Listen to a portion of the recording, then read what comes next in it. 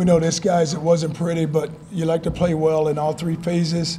Offensively, we didn't play very well tonight. Defense was able to just hold them to field goals and get some 3-and-outs. And then in the kicking game, we lost Snyder in pregame. He ended up twisting an ankle. So we had Stone to come in. He handled all the kickoffs, and then Snipes was able to get some really good punts off for us. But it's good to get a first conference win, and we know this Open comes at the right time for us, so we get a chance to go and rest up some guys that kind of beat up right now. And then we got an 8-game stretch there where we really have to be ready to play. I just told my team, I said that when you come into a game, you have to be focused, you have to be prepared, and you have to play what it flows, and the game flows, and it's balanced in a game. You have to get in a zone, but you have to get yourself ready to play, and we weren't ready to play tonight. But, it's good that you get the win, and just happy that we were able to get that win before we go into this open date. Coach, you talked earlier about winning at the line of scrimmage. What was going on with the offensive line tonight? Just 6 sacks, that was a high for this year. Right. Well, we didn't play physical, and we always want to talk about just being physical, and you have to be physical at the point of attack. And we get too many sacks, just too many lost yardage plays. Cronkite was able to hit the long one, but up until that point, we were getting 3 or 4 yards a carry. But we have to be better, and we have to play better. You have to be physical there at the point of attack. You look at those guys, and I told them, I said, what they have is speed and quickness, and that's an issue for us because when you get little guys on you, you're going to have to be able to lock up with them and not just knock them off the ball. Was there a sense of, like, hey, ECU, they've been through a lot for the last 2 weeks. They've been practicing over in Orlando. Was that a message to your guys, like, we're going to get their best here tonight for what they've been through? Well, I told them that we would get their best because they've been down here for 2 weeks. But I know our guys just, it's on us. We didn't have them ready, just our offense. And I know this, that, our offensive coaches are upset about it, and they should be. Coach, your defense is on the field for 96 snaps and only gives up 13 points. Is that the epitome of bend but not break? Well, it's a combination of a lot. You get the third down, and what we did in the second half, we came with a lot of pressure because we just said in the open zone, the quarterback's able to find those guys in the open zone, and that's what we did. We wanted to make sure that we were tight coverage. And we gave up some throws there, but we were able to knock some balls away also. So, just defensively, what hurt us early is that, they would win on first down, and we had to win on first down. They would get to, third and short so many times. We were able to stop them a couple of times on fourth down. Then we get to one stop, and we run into the punter that we probably could have put the game away earlier. But just hats off to our defense, just the way they stood up. But, it was, at the end of the day, our offense needed to score, which we did. And by them scoring, it allowed us to play the way we played. Coach, your team struggled on third down, and you were outgained on the ground and through the air tonight. Penalties, you only had 3 last week, you had 14. Turnovers, you only had 1. What was the key to victory tonight? Was it in the trenches? Was it that 80-yard pop? What was the defining moment? Well, it wasn't really in the trenches because we gave up 6 sacks and had a lot of lost yardage plays. But we just made the plays at the right time. You look at Solly's for the first touchdown. We lay it out there, and he runs underneath it and catches it. And then, down there on the goal line, we go to zone replays. Blake pulls the ball, goes in for a score, and then Cronkite hit the big run. But the thing that happened is we knew that the way we were playing on offense, that defensively we couldn't give up a touchdown because we didn't want to play from behind. And if we gave up a touchdown, then we would have been playing. And then when you start playing from behind, then you start pressing. And we didn't want that to happen. That's why we just say, just make sure that if they get a field goal, that's good. We've won. But let's not give up a touchdown. The ground game was non-existent until the fourth quarter. What's the status of your other 3 running backs that didn't play tonight? Well, they're banged up, but we were Concrete. Bell will be back. Mack is nursing a bruise. Sands is nursing a bruise, but Johnny Ford came in there and gave us some snaps. So once we get all those guys back, then we'll be able to do a lot of good things. What did you see on Concrete's big run? What I see, the hole opened up and my man outran him. But no, he can run though. Cronkite's a really outstanding back, and we blocked it well. We got a hat on everybody, and the seam opened, and he hit it.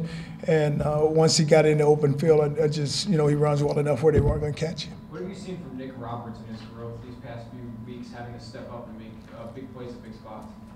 Well, Nick did a really good job tonight, and the thing, Nick, Yeah, I go back to preseason camp with Nick, and he's one of those guys that we felt like he had the talent, he had everything that it would take to go play at that position, but he just wasn't locked in. So, one day we had him out there in practice and got his attention very good, and ever since that day, he's been a different person. And even last week, he made a couple of plays, and then today to go up and get an interception to go get the game for us was big. Do you have an update on Mitch Wilcox? No, Mitch, his is an ankle, but I think he'll be back. Coach, going forward, who do you see being your kicker? Who do I see being my kicker? We just keep kicking them the way we're kicking them right now. I mean, Weiss is handling the field goals and the extra points for us right now, and Snyder's a punter, and if he had, it was hard for him to kick off because he had to plant, and it was his kicking foot. So when he kicked that ball off, if he planted it, then he rolled his ankle, and he could have made it worse than what it was. Coach, you mentioned Solomon earlier. Obviously, he had the big touchdown grab last week and then another one today. How has that connection been between Barnett and him, and how good has it been for you guys? Well, the one that he got open, we faked the jailbreak. We always been throwing a bubble out there, and him and D'Lo were blocking, and all of a sudden he just slipped to the outside and was just running wide open. So Barnett was able to hang it out to him. But the thing about it, with him, it's always like his plays come at the right time when we really need them. You'll see the ball thrown out to McCants, and boom. Then you see St. Felix, boom. Then all of a sudden, Solly, touchdown. And it looked like every time he touches it, a touchdown is involved. Tell us about your secondary overall tonight. They didn't get much downfield. Well, we played the secondary. Early in the game, we were off, and we just gave them too much. And we knew their receivers were pretty physical, and they had some height, size to them, and they could run. And then late, I told Hamp was the one. They attacked him all day. I think he had 4 PBUs and 4 tackles, but he played really well. And then, some of those throws, we tried to get pressure. We weren't hitting the quarterback, but we was making him just get rid of the ball a little sooner than what he liked. Coach, only 3 penalties tonight, 14 last week. Throughout the week of practice, what did you talk to your players about discipline and what goes along with lack of penalties tonight? Well, it's about discipline, and if you're going to be a good football team, we're not good enough to just give away yards, or we have a drive, then all of a sudden we get stopped, and then we go backwards, and our guys understand that. I think the one call was an interference call on our sideline, and I think they got Hamp on an interference call. Then we got a procedure.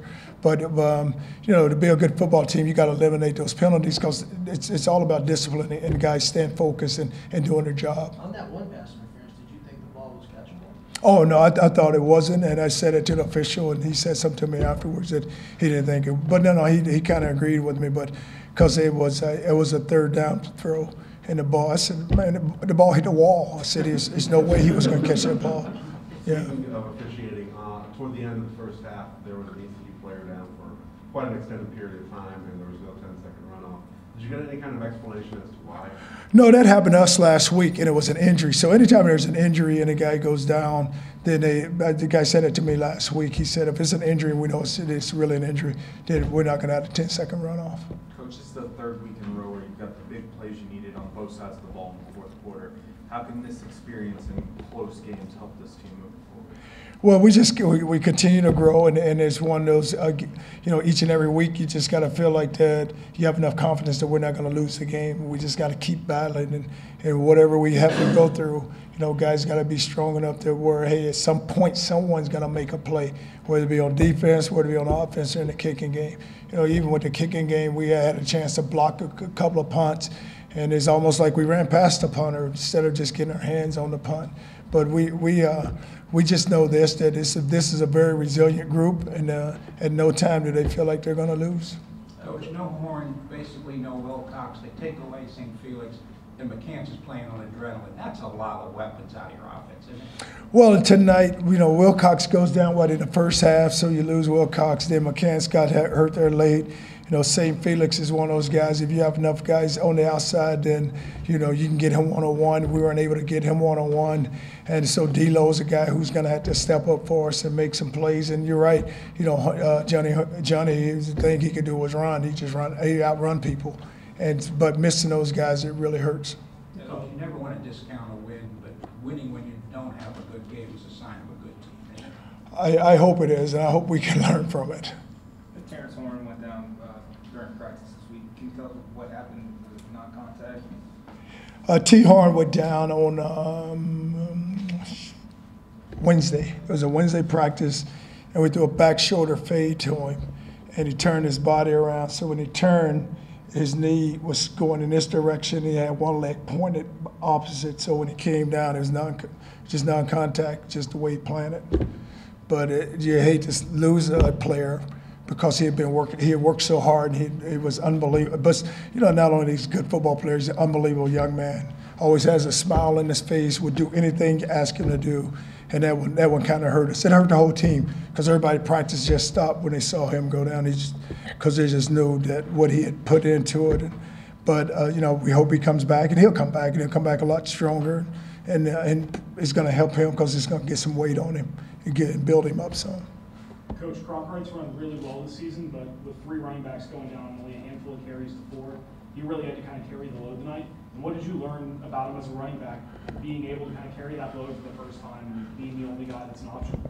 Well, if we're good enough, I always tell a back, if he's good enough, that he can handle that load. I mean, you didn't get too many carries, so you're the only one tonight, so let's go out here. A lot of times when you play a lot of backs, they don't really get into a rhythm. So you would love to say, hey, I got 2 guys. This is the 2 guys we're going with. The rest of you guys get better. If you want to play, you get better, and then we'll put you in. And on the back of that, how much does that extra reps help a guy like Johnny Ford, who might sometimes be sitting in 4th or 5th? We always know this. Johnny, we just got to find a way to get him the ball. And the thing you want to get him the ball is on the outside where he's in the space where he can really, because he's a guy that he's hard to tackle if he gets you in an open box. Coach, you only ran off 52 plays. That's a low point for you since you've been here, isn't it? It really is. And we love to get more plays, but you look at it, and we didn't run many, but we took advantage and got us a good score. And we got up. I think we came in at halftime, 13-10, and then they were able to tie it up. Then we got the touchdown at the right time. Coach, Illinois, East Carolina, you beat easily the last 2 years. Is this something that is a good learning experience now for your team? It's not last year, it's this year?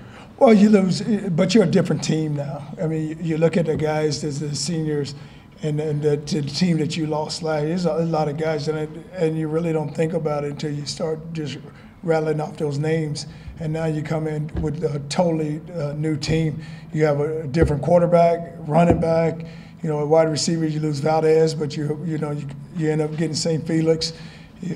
And then on defense, you lose 3 down linemen, 3 in the secondary, and Augie. So you lost 7 guys on defense. So it's you have guys there. They're young, they're talented, and the thing you want to see them do is just continue to get better and grow.